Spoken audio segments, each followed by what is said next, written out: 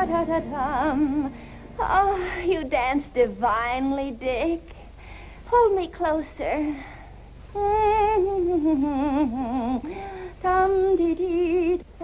Margie, I'm leaving. Hey. What are you doing? I'm dancing with tears in my eyes because the one in my arms isn't Dick Taylor. Oh, no, not another new boyfriend. The newest and the most. Well, you ought to be glad you're always complaining about Freddie Wilson. Oh, please don't mention that name so soon after breakfast.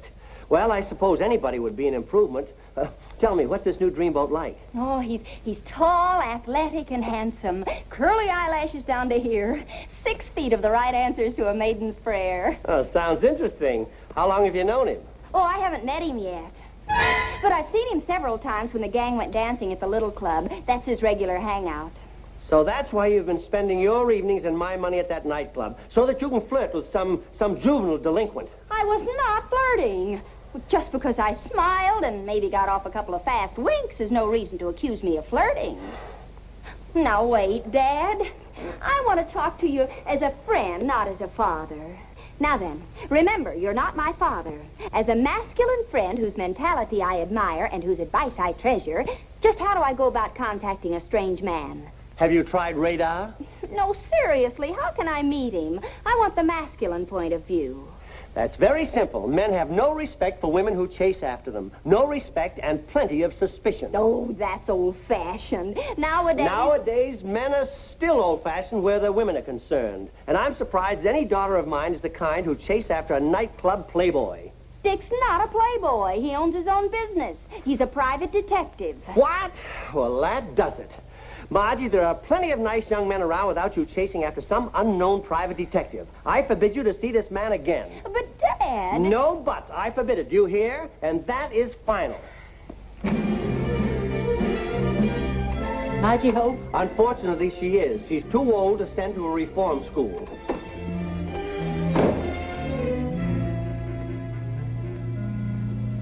Hi, Margie. What you up to? Your father's blood vessels are popping like bubble gum. He's forbidden me to see Dick Taylor again. You remember the one I told you about? Oh, yes, he's the shamus. That's whodunit talk for private eye. That's him. But how can I stop seeing a man I haven't even met? Well, there's your out right there.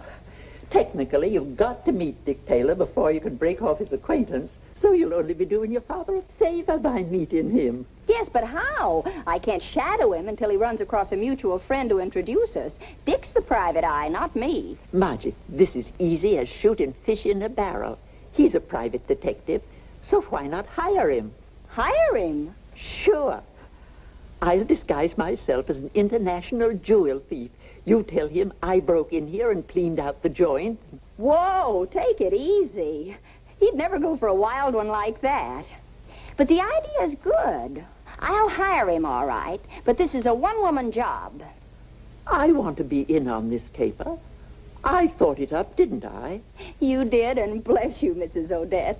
Just you be satisfied playing Cupid instead of an international jewel thief. This Rogers deal is one you hadn't better mess up, all right. His signature on the contract will mean a fortune for us. Hello? Yes, Margie's right here. Hi, Margie. Oh, yes, that'll be okay. I probably won't be home to dinner either. I got a big deal on. Got to rush now. Bye. Now, all you've got to do is meet the 10 o'clock train from Chicago tonight and get Roger's signature before he goes on to Connecticut. Now, for heaven's sakes, be on time. Don't worry, Mr. Honeywell. I'll pick up the papers at my apartment tonight and go right to the station. Well, just to make sure, I'm going to pick you up in my car and drive you to the station. And not a word to Margie, you understand? I don't want her mixed up in this.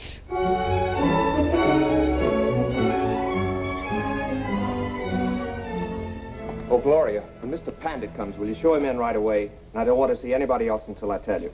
He's sure a handsome man in that turban and beard and all, and so dignified. Well, you'd be dignified, too, if you were the representative of the Maharaja of Ranpur. Gee, think of that. A real Maharaja for a client. You're a success, you know that? I've got to find the Maharaja's stolen emerald first. Then I can put in for my gold-plated badge. What's so important about one emerald? I'll bet he has jewels he hasn't even used yet. Not like the Star of Khyber. That's something special. He wears it on state occasions as a symbol of authority. There's going to be a big political storm in his country if his people find out the Star of Khyber is missing. That's why someone stole it and brought it to America to dispose of it. That's why I've got to get it back. That emerald is really hot. You'll find it if anybody can. Thanks, Gloria. But I'm afraid that's not why he had Conde Pandit contact me. I met the Maharaja during the war when I was with the OSS. Did him a couple of little favors, so...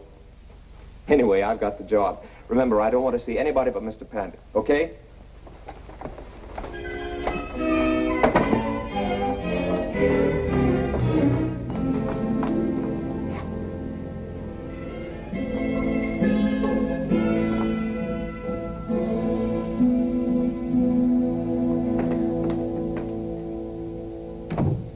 Do you suppose that girl has anything to do with it?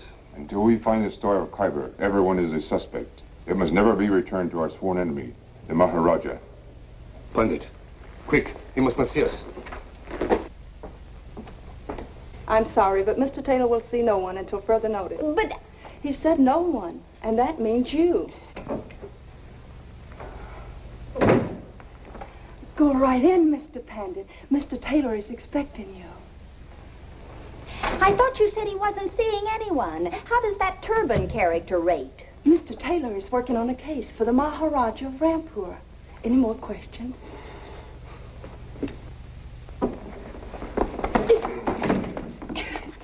Give my regards to the Maharaja.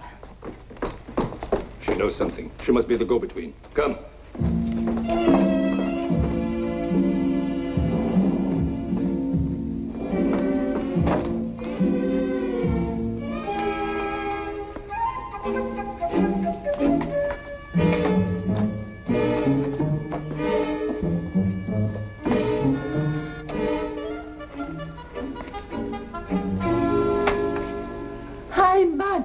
How'd it go? Did you make the contact? Our private eye is still very private. Well, come on in and tell me what you hear from the mob. You heard? The girl has a gang working with her. Quick, we will search the apartment.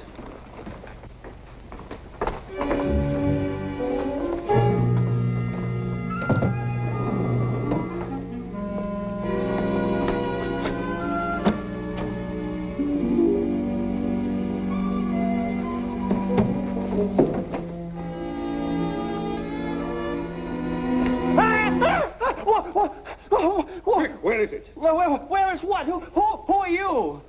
You take the Khyber Star. I certainly do not. I take the New York Times. What's going on here? This is a fine way to get subscribers. Let me go. The girl Margie, she take it, eh? She take the Star. Help! Help! Find and gag him quickly.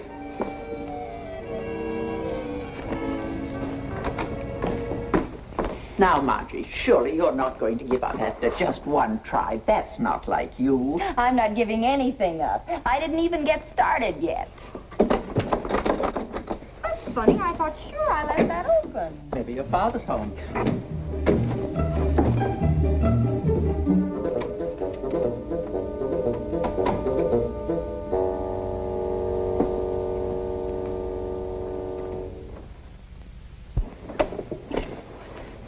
Come on, girl. Faint heart ne'er won fair husband.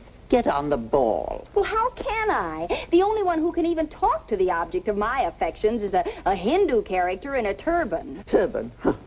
I'd be ashamed to get outsmarted by some creep who wraps his brains up in a turban. But don't you see?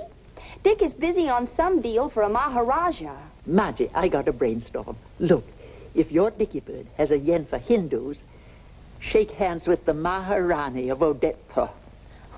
Oh, now, Mrs. Odetts, really? What's the matter? I got Indian blood.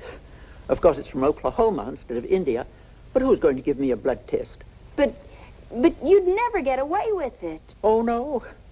I'll disguise myself in one of those Hindu nightgowns. And, honey, with a veil over my face, I can get away with murder. You know, this idea is screwy enough for me to have dreamed it up myself.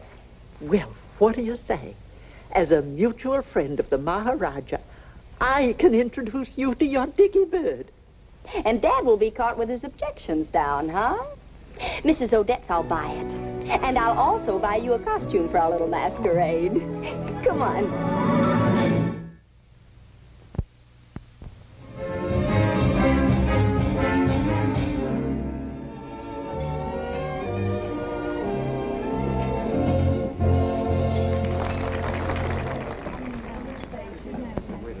I must say this is a most unusual base of operations for a private investigator, Mr. Taylor. This is where I do my best thinking. Nothing stimulates me like pure nightclub air. Seriously, I brought you here so that you could be seen with me. For the benefit of whoever's trying to unload that emerald. Let us hope the enemy agents do not find you before you find the Star of Khyber. They are desperate men and will go to any lengths to keep it from the Maharaja. The detective is clever. He's brought Pandit to a public place to make contact with the bearer of the Star of Khyber. Look. Is he here? Right over there, and with a turban escort. The Maharani would prefer that table.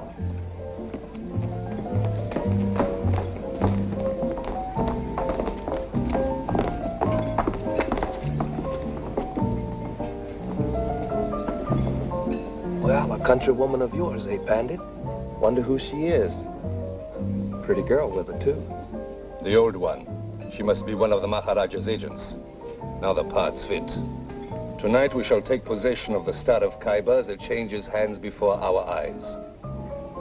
I must apologize for this dreary establishment, Your Highness. However, it will provide a humorous contrast with the fabulous entertainment offered by your cousin, the Maharaja of Ranpur. Ah, yes, my dear, dear cousin. Or as we girls around the Taj Mahal used to call him, the Maharaja. You see, he was a bundle of laughs.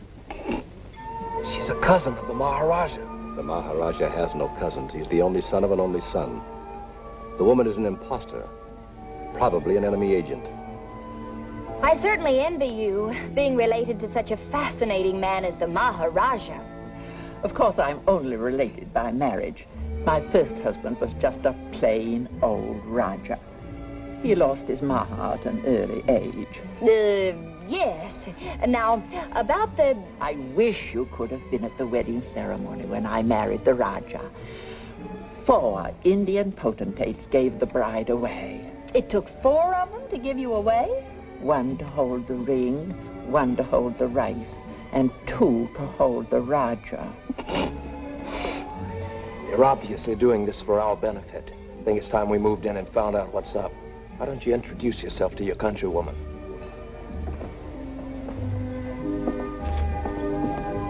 Permit me to introduce myself, Your Highness. I am Khanda Pandit, humble subject of the Maharaja of Ranpur. Any pandit of the Maharaja is a pandit of mine, to be sure. Won't you sit down? Won't your friend join us? How do you do? My name is Margie Albright, and this is a cousin of the Maharaja's. Won't you sit down? My name is Richard Taylor. I'm a private investigator. Your cousin is a client of mine. How too delightful. A private eyeball. Watch very closely. They may even transfer the jewel here. This is exciting, Mr. Taylor. You don't know how anxious I've been to meet you. That is, to meet a real, live private detective. And I'll bet you're a live one. Oh, I'm just an ordinary guy when you get to know me. That's an excellent idea. Maharani, you, Miss India, don't you think it's past your bedtime? Oh, dear me, no. Besides, I can't get used to these strange American beds of yours. We Hindus can't sleep without our bed of spikes, can we?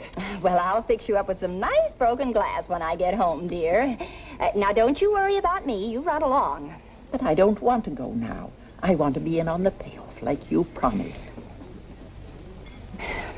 I said it's time for Betty Bye. I'll take it from here. You can wait up for me if you like. The apartment door's open. Oh, very well, if you're going to be selfish about it. Call me sometime, Mr. Pandit, and we'll split a chicken curry. Good night, gentlemen. Follow her. I'm going to stay with the girl. I haven't figured her out yet. You wait here. I will follow the old one. She may be going to get the emerald now. Where's Mr. Pandit going? Not that I'm complaining. I thought I might as well get rid of my chaperone as long as you'd sent yours home. I thought we ought to be alone while you tell me why you wanted to meet me. Or that is, meet a private detective. Let's dance while we talk, shall we? The story I've got to tell you needs a romantic musical background.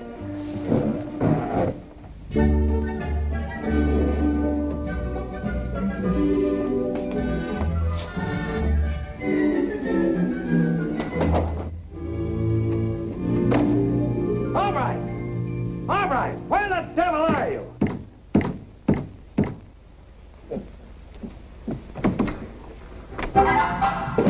Hey, what's the meaning of this? Don't you realize you've got a business appointment? Ah, shut up. I wouldn't believe your story anyway.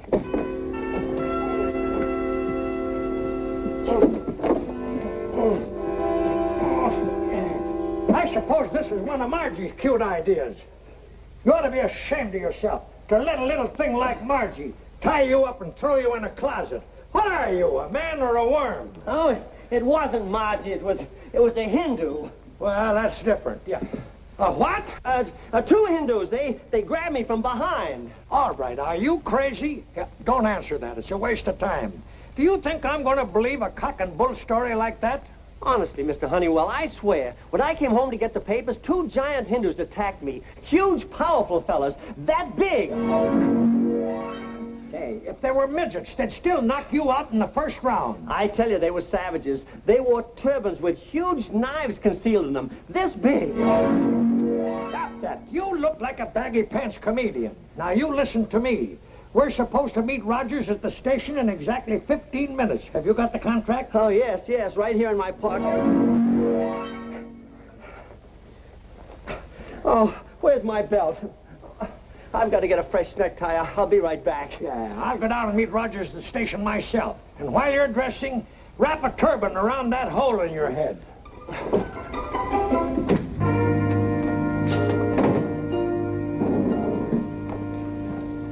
Hi, how's Trick Sahib? Yeah.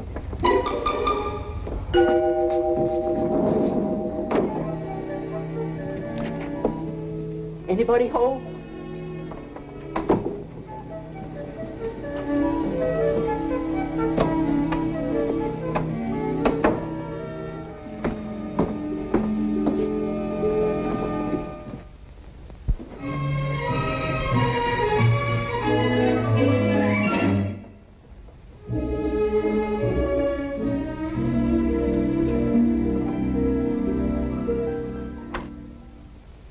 All right, stay where you are. Who are you? Speak up. Who are you? That's a very good question. Guess who? Look out behind you. That's the guy who slugged me.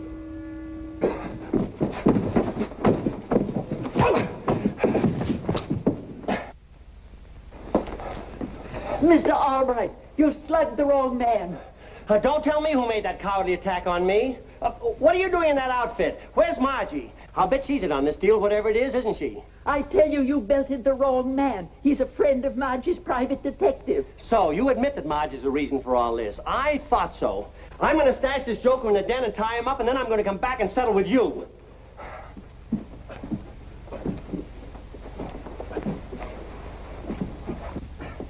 Don't worry, I got the right guy, all right. Correction, wrong turban. Oh.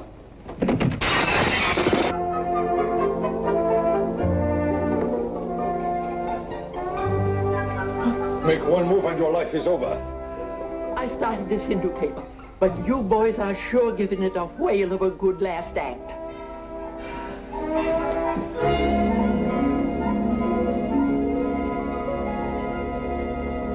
Now, come on, what's the real lowdown? Well, it's the truth, really, Dick. All right, Mrs. Odetts is waiting for me in my apartment. Take me home and she'll corroborate everything I've told you. Where is your apartment? In the Carlton Arms, 10A. Will you come? Just as soon as I've made a phone call. Excuse me. Yeah, Lieutenant. It looks like the whole thing's going to blow tonight. I promised you I'd work with the police, didn't I? Now, listen. I want you to stake out an apartment. 10A in the Carlton Arms. Just give me time to get there with the girl. Yeah, 15 or 20 minutes. Right.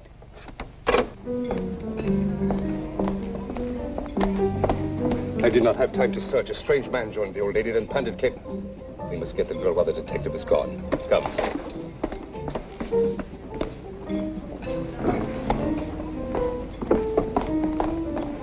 Wait, my friend. We know where they are going, do we not? By the way, Margie, if there should happen to be a man with your Mrs. Odetts, it'll be Mr. Pandit, not your father. I had him follow her. Fine thing. You certainly don't trust any woman, do you? Well, that's good. It'll weed out my competition. Hi, Dad. You home? Somebody's in there. Dad! Mr. Pandit! Looking for kicks. This is the place.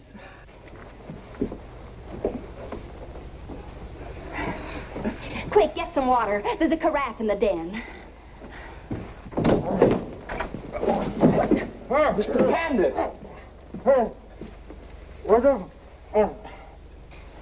I'll get something to bathe your face. The old woman met an accomplice here. Before I could defend myself, he attacked me. Who was it? An Indian? One of the Maharaja's enemy agents? Then it must have been Margie's father. What a sucker I've been, going along with that wild pitch of hers. I'll get you some water. There's a carafe in here someplace. You'll feel better in a minute, Mrs. Odetts. This'll perk you up.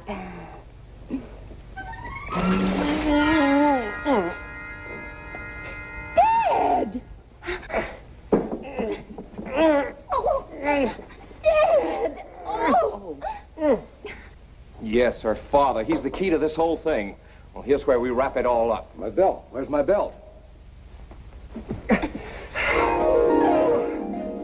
Everything has happened to me tonight. I've been beaten, bound, gagged, and generally fractured, and it's all because of you. I'm going to get the police, and it's going to be just too bad for you. Oh, but Dad, wait! Wait, what for? To get clobbered again? This place is full of crazy people. Crazy people!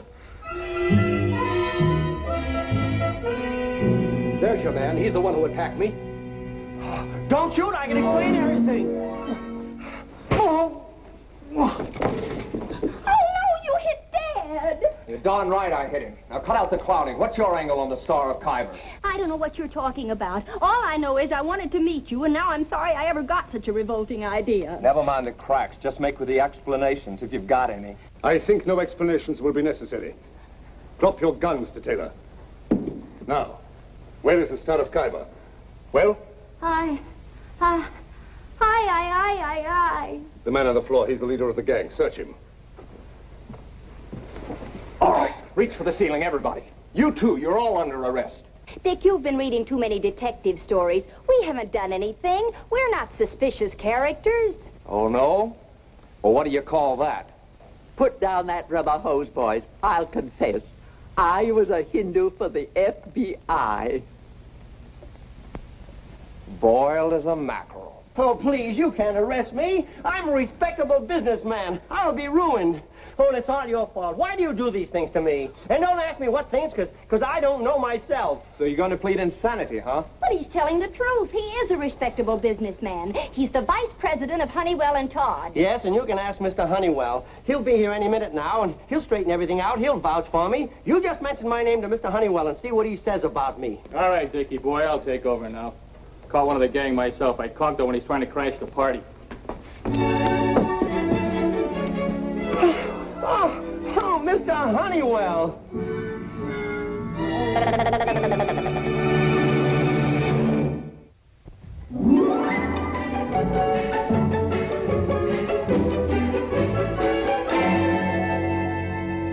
Look, Dad, I just got a letter from Dick in India. He's delivered the Star of Khyber to the Maharaja, and everything's hunky. Good. He finally located it, eh? Now I suppose he'll hurry back to you, and my troubles will start all over again. No, he's going to stay in India for a while and hunt tigers. He says it's a lot safer than running around with... I can't make out this word. Well, that's my little Margie.